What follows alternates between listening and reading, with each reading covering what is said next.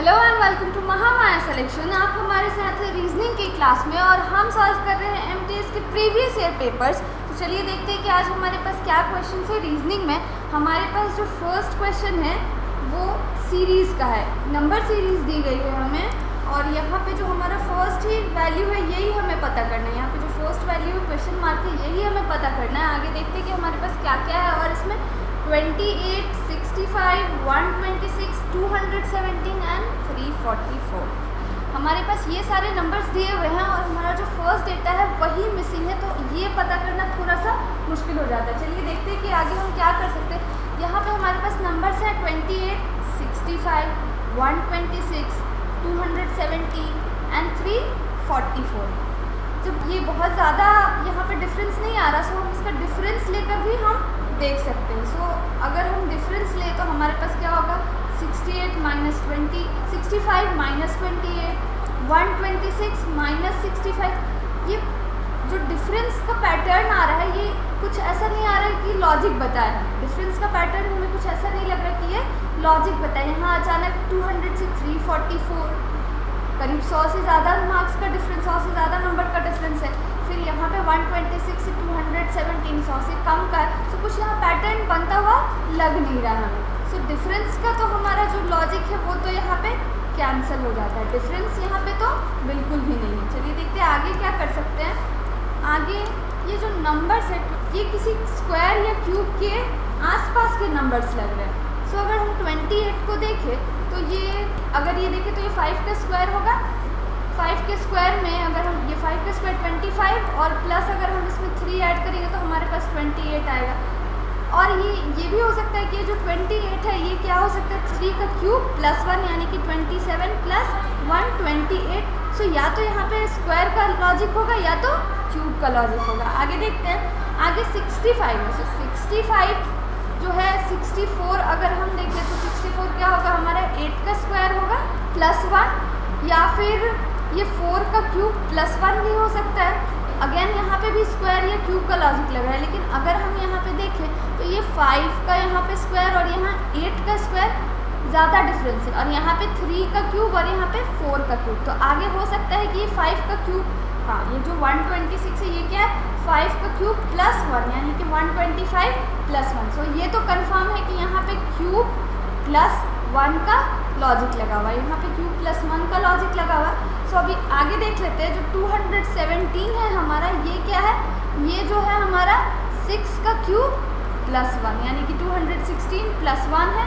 और ये 344 जो है हमारा ये क्या है, ये 7 का क्यूब प्लस 1 है यानी कि 343 प्लस 1। सो अब तो ये कंफर्म है कि यहाँ पे क्या चल रहा है, यहाँ पे हमारा 3 का क्यूब प्लस 1, यहाँ पे हमारा 4 का क्यूब प्लस 1, यहाँ पे 5 का क्यूब प्लस 1, 6 का क्यूब प्लस 1 और 7 का क्यूब प्लस 1। सो यहाँ पे जो वैल्यू होनी चाहिए 2 का क्यूब प्लस 1 यानी कि 2 क्यूब प्लस 1 यानी कि 8 प्लस 1 यानी कि 9 होनी चाहिए। सो हमारा करेक्ट आंसर क्या होगा, हमारा करेक्ट आंसर होगा ऑप्शन 3 9। चलिए आगे देखते हैं कि आगे हमारे पास नेक्स्ट क्या क्वेश्चन है रीजनिंग में। अभी जो हमारे पास सीरीज़ आई थी वो नंबर सीरीज़ थी और ये जो सीरीज़ है ये अल्फ़ाबेटिकल सीरीज़ है। ये सीरीज़ अल्फ़ाबेटिकल है। क्या क्या हमारे पास अल्फ़ाबेट्स हैं, जे है, ओ है, टी है, वाई है और डी है हमारे पास। चलिए देखते हैं कि क्या हो सकता है इसमें।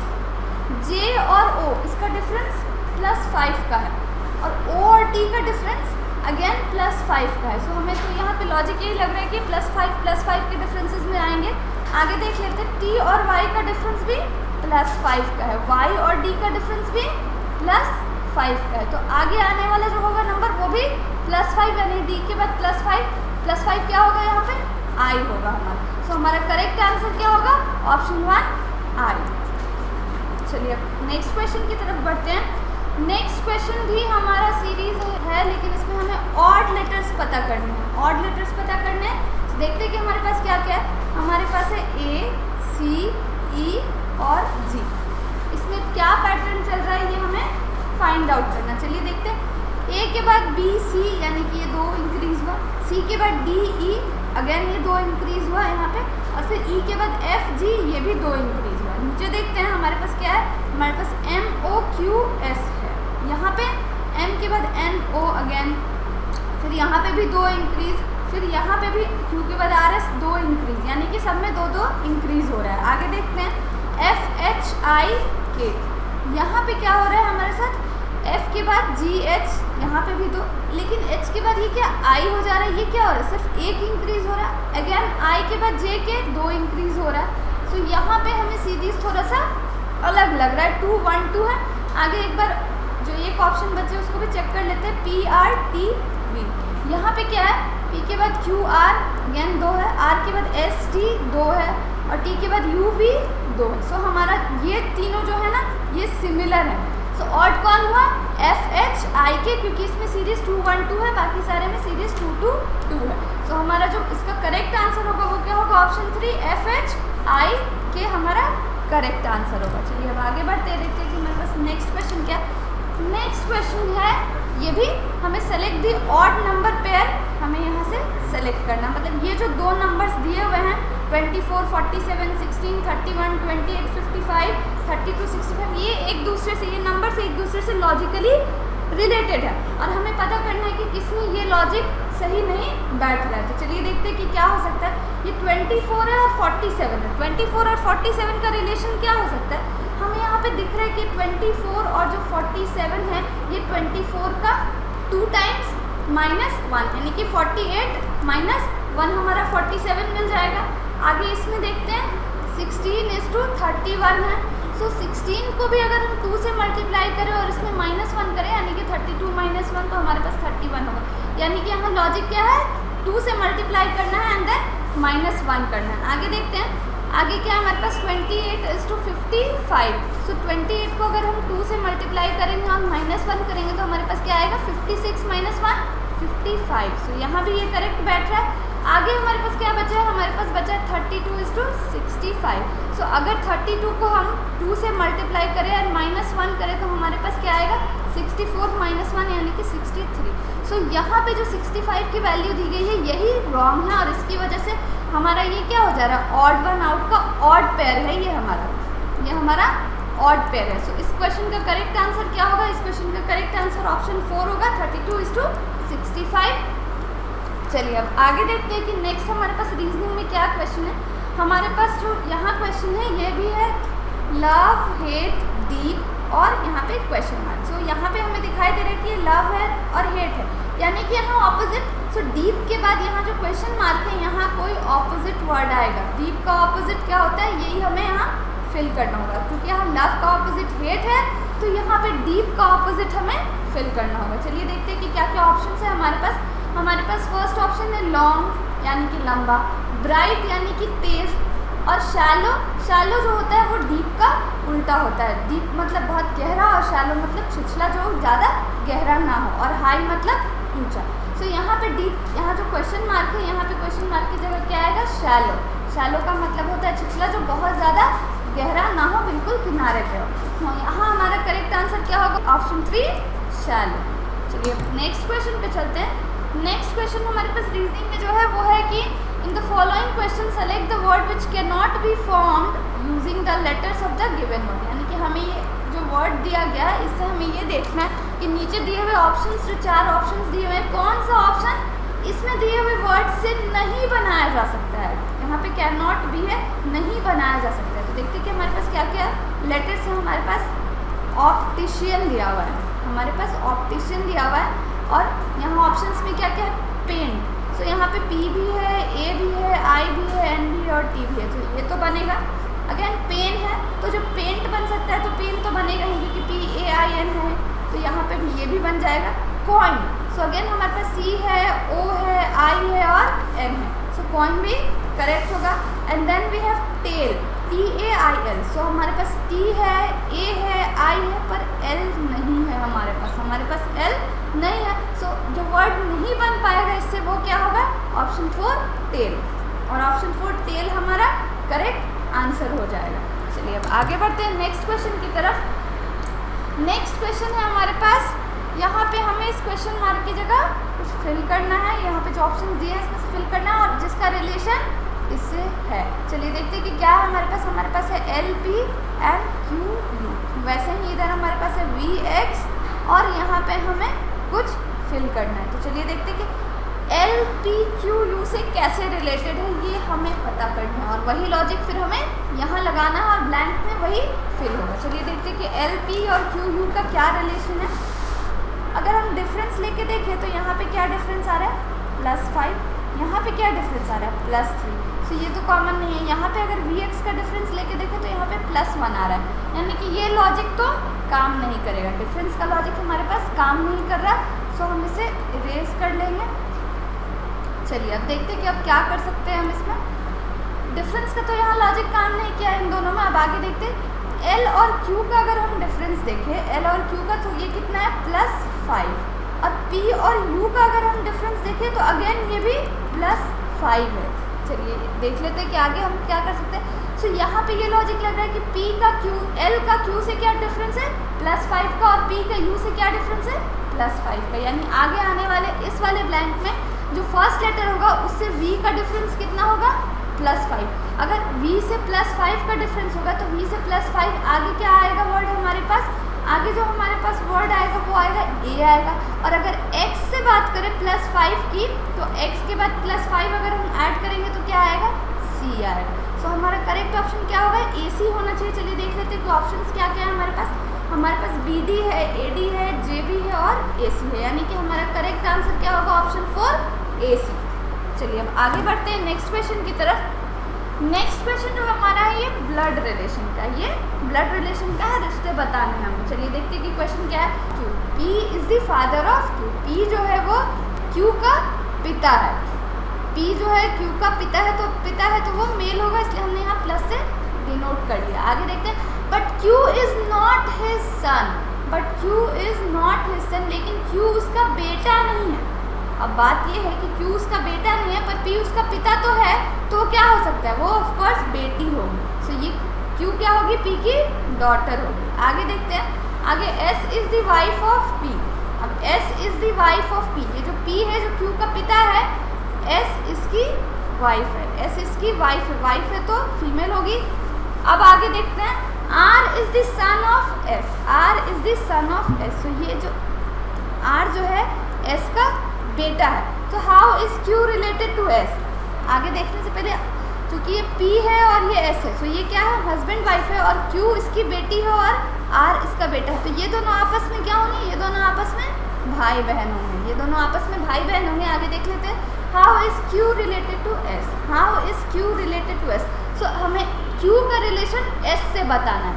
तो R जो है S का बेटा है और Q P की बेटी है। सो Q और S का क्या रिलेशन होगा, Q और S का जो रिलेशन होगा, Q जो होगी ये क्या होगी, डॉटर होगी। Q होगी क्या, ये डॉटर होगी S की। सो हमारा करेक्ट आंसर क्या होगा ऑप्शन 2 डॉटर। हमारा करेक्ट ऑप्शन 2 डॉटर होगा। चलिए आगे देखते हैं कि नेक्स्ट क्वेश्चन क्या है। अगेन नेक्स्ट क्वेश्चन हमारे पास है सिलॉक्स का। ये भी काफ़ी करीब 2 क्वेश्चन या 3 क्वेश्चन MTS की रीजनिंग में सिलॉक्स से पूछे जाते हैं। चलिए देखते हैं कि हमारे पास क्या है क्वेश्चन। हमारे पास स्टेटमेंट्स है, 2 स्टेटमेंट्स दिए हुए हैं, स्टेटमेंट 1 एंड स्टेटमेंट 2। क्या है statements, all pens are cups, all cups are chairs. 2 statements और उस पर बेस्ड 2 कंक्लूजन है। कंक्लूजन क्या क्या है, all pens are chairs, some cups are pens. चलिए देखते हैं। तो जो 2 स्टेटमेंट्स हमें दिए गए हैं इसके लिए हम क्या करेंगे, डायग्राम बनाएंगे। चलिए देखते हैं कि कैसे बनाएंगे। All pens are cups, all pens जितने भी पेन है वो क्या है, वो कप है, जितने भी पेन है वो कप है।